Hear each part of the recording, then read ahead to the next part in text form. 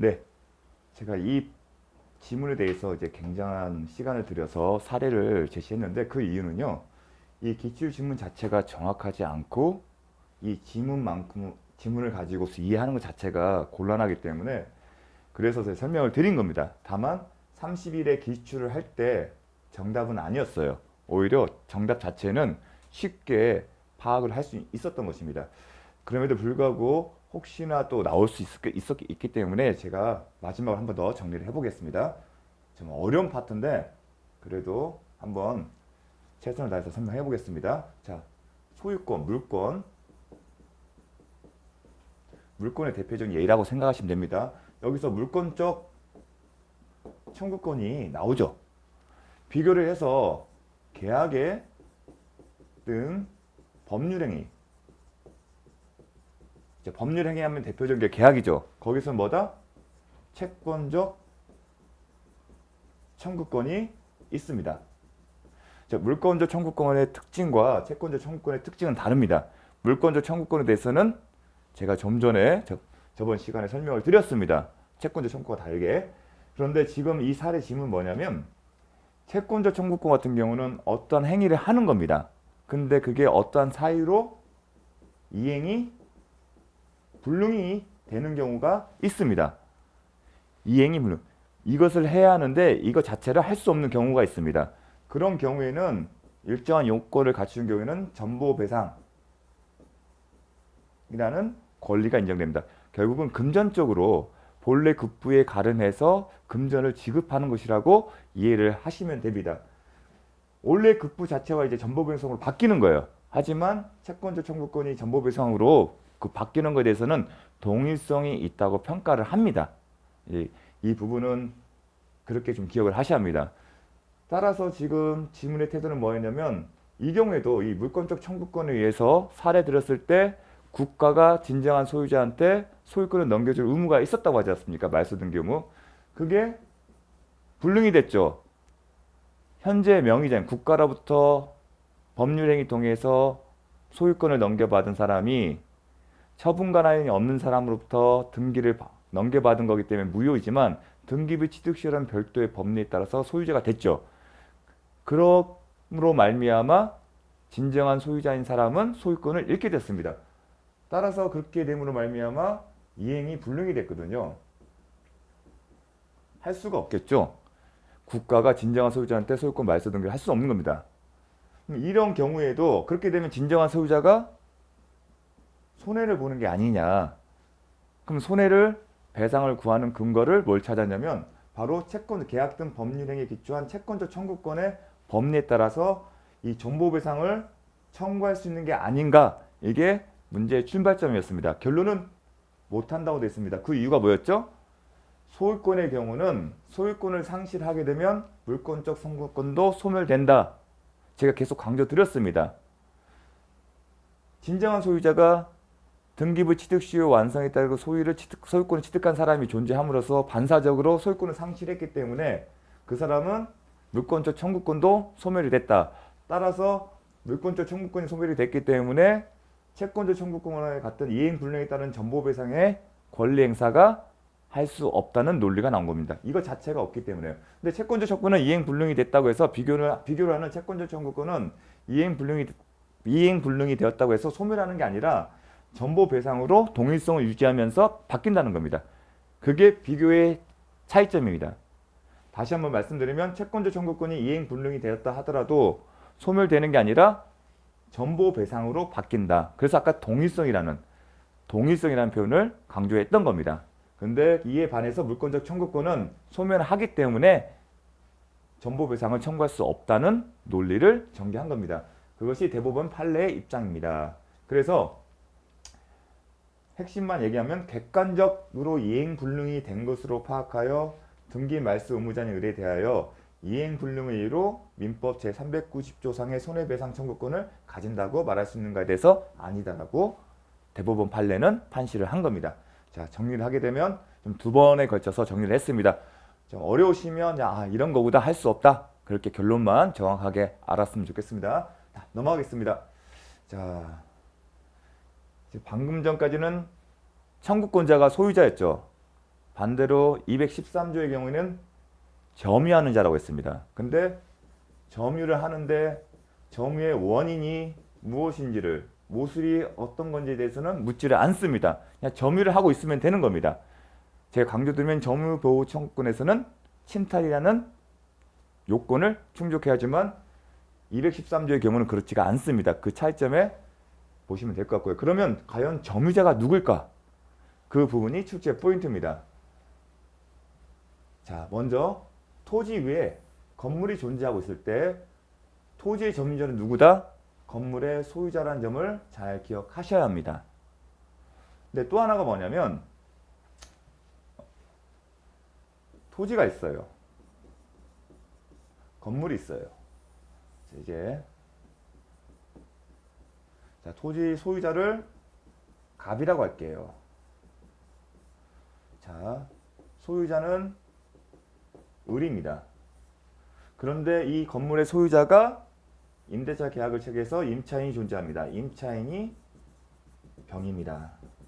자, 이런 경우가 생각할 수 있습니다. 그런데 이 건물 소유자는 이 토지를 점유해서 사용할 수 있는 권리가 없습니다. 자, 전제 토지 사용 수익 권리가 없다. 누구에게? 을에게. 을에게 그러한 권리가 없다고 가정을 하겠습니다. 그러면 토지 소유자 입장에서는 뭘 생각을 할 수 있죠?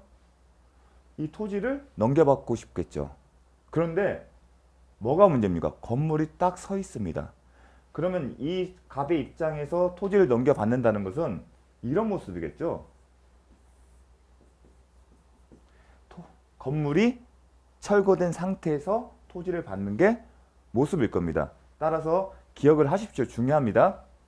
갑의 입장에서 자신의 토지를 넘겨받는다는 것은 건물 철거를 후 받는 거겠죠. 건물 철거가 필요합니다. 건물을 철거해야 이런 모습으로 올 거 아니겠습니까? 그러면 갑의 입장에서는 건물 철거와 토지를 인도받는 모습이 될 겁니다. 갑의 입장에서는. 그래야 자기 것을 돌려받겠죠. 갑의 입장에서 돌려받는 것은 결국 건물을 철거 후 토지를 넘겨받는 겁니다. 따라서 소송 또한 철거와 인도가 필요합니다. 근데 인도는 그거죠. 반환 배웠지 않습니까? 방금 토지가 위에 건물이 있으면 점유자는 건물 소유자라고 분명히 얘기를 했습니다. 점유자. 그런데 여기서 추가적으로 하나 생각할 게 뭐냐면 이 건물에 대해서 소유자가 병에게 임대를 해줬다고 가정을 하겠습니다. 그러면 병 또한 점유자가 아닐까 하는 의문을 가지셔야 합니다. 왜냐하면 점이라는 것은 사실상의 지배이기 때문에 임차인이 들어와서 있으면 당연히 이 건물을 쓰고 있다면 토지를 점유하고 있는 것이 아닐까, 그런 생각을 가지셔야 합니다. 그런데 인도를 구하는 소송에 그러면 소유자 을뿐만 아니라 병도 상대방을 해야 하는 거 아닐까? 그런데 인도라는 것은 임차 결론적인 병은 포함이 안 됩니다. 즉 토지 인도 청구를 함에 있어서 소유자만을 상대방으로 하면 되는 거지 임차인은 포함시키지 않습니다. 왜냐하면 특이하기 때문입니다. 여기서 인도를 받으려면 뭐가 필요하죠? 철거가 필요합니다. 철거를 하는 것은 임차인이 이 철거를 할 수가 있겠습니까? 못하지 않습니까? 결론부터 내리면 그러한 어떤 내용 때문에 왜 그런지를 설명드린 건데, 임차인은 철거가 필요한 건데 토지를 인도받는 과정에서 이 철거 자체 권한이 없기 때문에 그런 겁니다. 그래서 임차인은 인도 청구 소송의 상대방이 아니라는 거 기억을 하십시오. 이제 기출문제가 있습니다. 그렇다면 인도는 을만 상대로 하면 되는 겁니다. 하지만 인도를 받기 위해서는 뭐가 필요하다? 건물을 철거를 해야 합니다. 근데 건물을 없애는 건 누굴까요? 상식적으로 소유자만이. 건물을 부시고 건물을 세울 때 여러분 소유자만이 가능하지 않습니까? 따라서 철거는 철거 권한이 있는 사람, 즉 소유자입니다. 아, 그러면 이 소유자만이 철거를 하는구나. 그러면 소유자를 상대로 소송을 철거를 요청하는 소송을 제기하면 되는 겁니다. 그런데 하나 기억할 건 뭐냐면 이 건물이 매각이 됐을 때, 매각이 되었음에도 불구하고 매각이 됐으면 소유권 넘어가려면 매각이라면 법률행위입니다. 매매니까. 그러면 등기를 해야겠죠. 그런데 매각을 했는데 등기가 안 돼 있고 등기는 안 돼 있지만 매수인에게 인도를 하고 매수인은 대금을 전부 납부한 경우에 그 경우에는 비록 등기가 이루어지지 않았다 하더라도 매수인을 상대로 철거를 요청해야 한다는 겁니다. 예외적으로는. 그래서 원칙은 등기부상 소유자이지만 소유자가 매각을 했고 매각 후 등기는 이루어지지 않았지만 매수인이 점유를 넘겨받아 점유를 하고 있고 매매대금을 완납한 상태라면 이 사람한테 사실상 처분 권한이 넘어갔다고 보는 겁니다. 즉 매수자를 상대로 철거를 요청해야지 매도인을 상대로 해서는 안 된다는 의미입니다. 그러면 철거 후 인도를 받는 소송을 통해서 제기하면 됩니다. 그 의미는 뭐냐면 이기게 되면 병은 이 건물의 소유자는 당연히 철거 후 인도를 해야 합니다. 하지만 임의로 하지 않게 되면 뭘 하죠? 강제 집행을 해야 합니다. 즉 판결문을 가지고 집행가치를 제시를 하게 되면 집행관이 대행을 해줍니다. 인부를 모아서 철거도 해주고 그런 조치를 하는 겁니다. 그런데 주의할 점은 임차인이 상대로 아무것도 조치를 취하지 않았죠. 지금 현재 을 상대에서 철거 및 인도 청구 소송을 했습니다. 그러면 내가 판결하고 이겼는데도 불구하고 을이 건물을 철거하지 않고 인도하지 않는다. 그 상태에서 계속 임차인도 존재하고 있다. 그런 경우를 가정해 보겠습니다. 만약에 임차인이 없으면 강제 집행이 가는데 만약에 임차인이 여기 있다면 철거에 방해되는 요소입니다. 그런데 이 사람을 강제 집행, 나가라고 할 수 있는 권한은 없어요. 지금.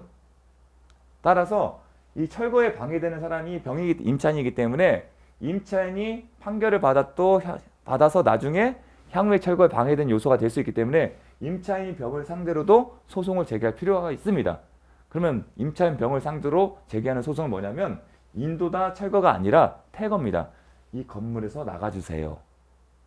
퇴거 청구를 구하는 소송을 제기하는 겁니다. 임차인을 병을 상대로. 그 이유는 뭐냐면 임차인이 나중에 승소를 해, 이 사람이 소유자가 이겼어도 강제 집행을 전제로 했을 때 이 안에 계속 건물 안에 있으면 집행이 안 돼요. 철거나 인도가 안 됩니다. 그 전제가 뭐냐면 이 사람을 이 건물에서 밖으로 빼내야 합니다. 그게 퇴거입니다.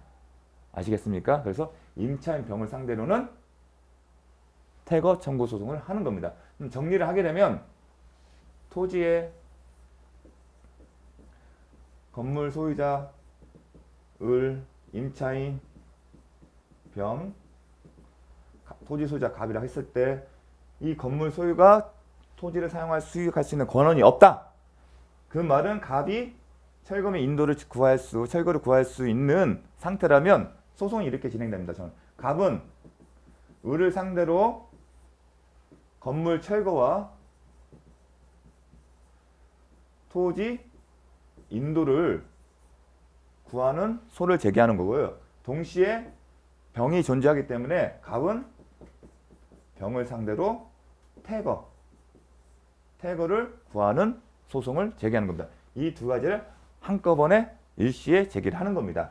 이게 실무에서 적용되는 예입니다. 그렇다면 이해를 편을 위해서 그럼 을이 을도 여기서 머물고 있다. 그럼 을도 퇴거를 요청해야 하는 거 아닙니까? 그렇게 생각할 수 있는데 철거의 개념에는 퇴거도 포함이 됐기 때문에 굳이 별도로 퇴거를 구하는 청구 소송을 제기할 필요가 없는 겁니다. 철거라는 것은 없애는 거기 때문에 그 개념 안에는 퇴거도 당연히 포함되어 있기 때문에 중복적으로 할 필요가 없다는 겁니다. 다만 임차인 병은 철거 권한이 없기 때문에 별도로 퇴거를 구하는 청구 소송을 제기하는 것이고요. 자, 여기까지 하겠습니다. 자, 두 번째, 자, 이 지문입니다. 결국은 건물 소유자가 토지를 점유할 권리가 없는 경우 방금 든 사례입니다. 토지 소유자는 갑은 건물 소유자를 상대로 철거와 아울러 인도를 청구를 가능하다. 철거 나오면 건물의 철거와 토지 인도는 누굴 상대로? 건물 소유자를 상대로 합니다. 비록 임차인이 존재하는 경우에도 그걸 주의하십시오. 다만 그 이제 건물 청구 원칙적으로 누구였죠? 원칙적으로 소유자입니다. 소유자라면 당연히 민법상 등기 명의자겠죠. 하지만 예외적으로 건물을 전 소유자로부터 매수하여 점유하고 있는 등 그 권리의 범위 내에서 점유 중인 건물에 대하여 법률상 또는 사실상 처분할 수 있는지, 법률상 또는 사실상 처분할 수 있는지, 법률상이라는 표현을 쓴 거 뭐냐면 등기는 안 했지만 187조에 의해서 등기 없이 취득하는 경우를 가정한 거고요. 사실상은 제가 좀 전에 예를 든 것처럼 매각을 했지만 등기는 안 했고 다만 그럼에도 불구하고 점유를 넘겨받고 매매대금을 지급하는 등 사실상 매수인 거라고 볼 수 있는, 평가할 수 있는 그런 경우를 말한 겁니다. 그래서 그런 경우는 예외적으로 그 사람을 상대로 철거를, 그 사람의 철거는 처분권이기 때문에 그 사람을 상대로 철거를 구해야 한다는 취지입니다. 왜냐면 건물 철거는 철거 권한이 있는 사람을 상대로 해야 하기 때문에. 자, 다음 넘어가겠습니다. 자, 똑같은 방금의 내용입니다. 무단으로 신축된 미등기 건물을 매수하여 대금을 지급하고 점유하는 자는, 이 사람이 누구라고요? 사실상 처분 권한은 소유자죠. 하지만 소유자인 등기부상 소유자는 이 신축한 사람이지만 이 사람이 처분권을 다 넘겼다고 보는 겁니다. 실질적으로 이 사람한테 넘어가기 때문에 사실상 처분 권한이 있는 사람이 상대로 해서 건물 청구를 구한다는 겁니다. 그건 실질적으로 파악을 한 겁니다. 왜냐하면 생각을 해보십시오. 만약 등기 명의자를 이와 같은 케이스에서 매각을 한 다음에 대금도 다 받고 그리고 점유를 다 넘겨줬어요. 그 상황에서 등기사 명의자를 상대로 소송을 제기한다. 그럼 그 사람이 이런 얘기하면 다 매각하고 이건 내가 함부로 할 수가 없습니다. 그 얘기를 합니다. 왜냐하면 이 사람은 매수인에게 이걸 넘겨줄 의무가 있기 때문에, 그런 어떤 실질적인 관계를 파악한 거기 때문에 좀 잘 기억하셔야겠습니다. 건물 소유의 이해이자 임차인이 존재하는 겁니다. 그런 경우에 건물을 점유하는 경우, 임차인이 건물을 점유하는 경우 그가 토지를 점유한다고 볼 수 있을까? 제가 뭐라고 했습니까? 아니라고 했죠? 여전히 건물의 소유자가 여전히 토지를 점유하는 것으로 보고 있습니다. 기출 31회 저당권자, 괜찮은 지문입니다. 목적물에서 임의로 분리 발주된 물건. 자, 임의로 분리 반출된 물건이 있으면 다시 돌려받아야겠죠? 그러면 반환 청구네요. 그러면 저당권자는 물권적 청구권 일환으로서 반환 청구할 수 있는 권리가 있냐? 그런데 저당권은 213조를 준용하지 않습니다. 자, 이걸 이해하려면 두 가지입니다. 물권법에서는 물권적 청구권에서 대표적인 게 소유권입니다. 그래서 213조와 214조를 규정하고 있고요.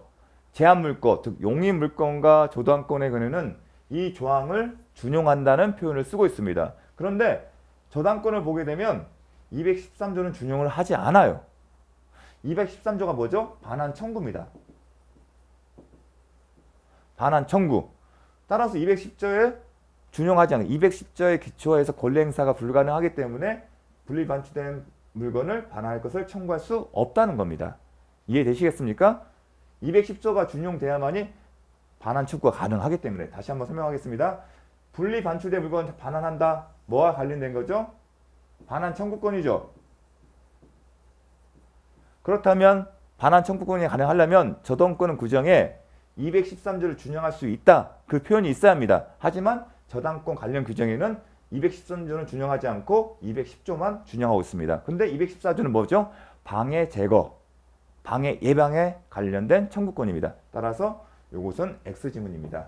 자, 잘 기억하십시오. 29회 불법으로 물건을 급여한 사람은, 보통은 이걸 불법 원인 급여라고 합니다. 원칙적으로 소유권에 기한 반환 청구를 할 수 있다. 틀린 지문입니다. 자, 설명을 하겠습니다. 이 지문 상당히 중요한 내용입니다. 좀 시간을 내서 설명하면 매도인, 비매수인, 법률행위. 우리가 법률행위 주로 매매를 얘기를 했습니다. 매매에 따르면 서로 주고받는 게 있겠죠. 이게 기본적으로 매매에 따라서 효력이 발생하는 겁니다. 일단 서로 줄 게 있으면 주고 받았습니다. 매수인은 매도인에게 매매 대금을 주고요. A는 B에게 물건을 줬다고 가정하겠습니다. 그런데 알고 보니까 이 매매 계약이 무효가 되었다는 겁니다. 그러면 제가 중간중간에 설명을 드렸습니다. 무효가 되면 돌려받아야죠. B는 A에게 준 대금을 돌려달라고 얘기를 할 거고요. A는 B에게 내가 넘겨준 물건을 돌려줘. 그 얘기를 할 수가 있습니다. 그러면 근거는 뭘까요? 이거는 740조 이하의 부당이득 법리에 따른 겁니다. 일단 부당이득 반환 청구권이 나갑니다. 권리를 행사하는 입장에서 청구권, 부당이득 반환 청구권입니다. 근데 그게 원칙인데 무효 사유 중에 무효 사유는 여러 가지가 있습니다. 우리가 복습 한번 해볼까요? 처음부터 봤을 때 강행법기 위반 103조 사회질서에 반하는 행위, 선량한 풍속 기타 사회질서에 반하는 행위 무효라고 했죠. 그 다음 104조 기억나십니까? 불공정한 법률 행위, 허위 표시, 그 진위 아닌 의사 표시도 단서 조항에 해당될 때는 무효가 됩니다.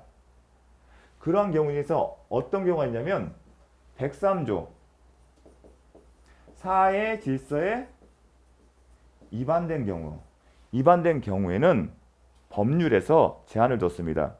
어떻게 되냐면 사회 질서에 반하는 경우에 무효인데 이 경우에는 원칙적으로 서로 주고 받은 건 돌려받았는데 이 경우 사회 질서에 반해서 무효가 된 경우에는 서로 준 것을 돌려달라는 얘기를 못한다는 겁니다.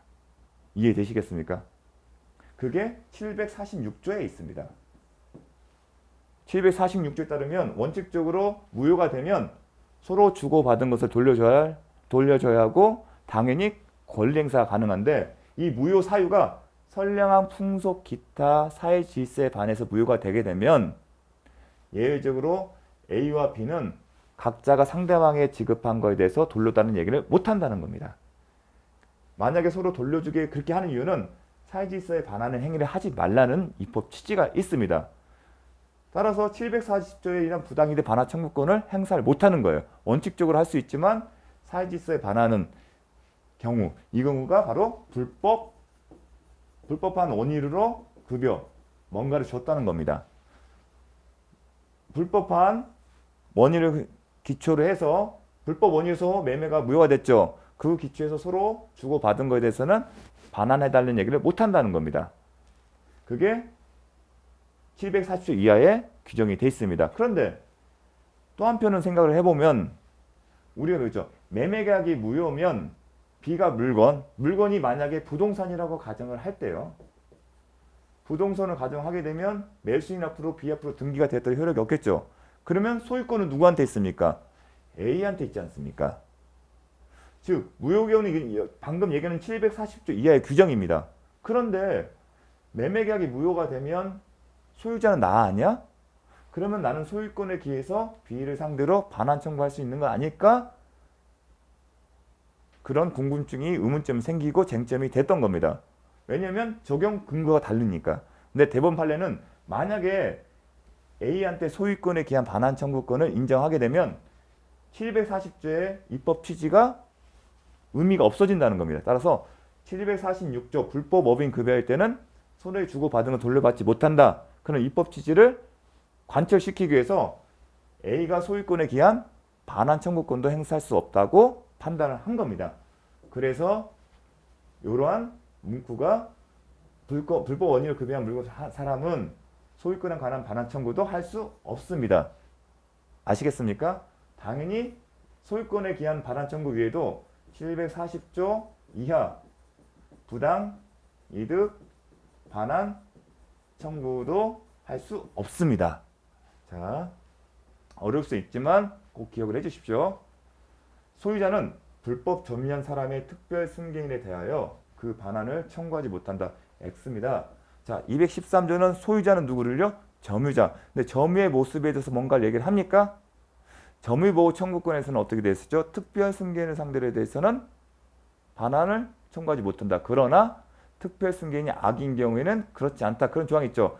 213조 그런 조항이 있습니까? 없습니다. 따라서 특별 승계인에 대해서도 반환을 청구할 수 있습니다. 다만 이 특별 승계인이 자기가 거부할 수 있는 권한이 있는지 그 권리를 살펴보는 것은 두 번째 문제입니다. 그래서 반환 청구는 가능합니다. 29회 소유권을 기한 물권적 청구권이 발생한 후에는 상실하더라도 행사할 수 있다? 아니죠. 제가 소유권 상실하게 되면 물권적 청구권도 소멸한다. 기억을 하셔야 합니다. 자, 27회 기출문제입니다. 갑소유 X 토지에 대해 상세하게 표시를 하십시오. 사용 권한이 없네요. 그 이후에 Y 건물을 신축한 후 아직 등기하지 않은 채.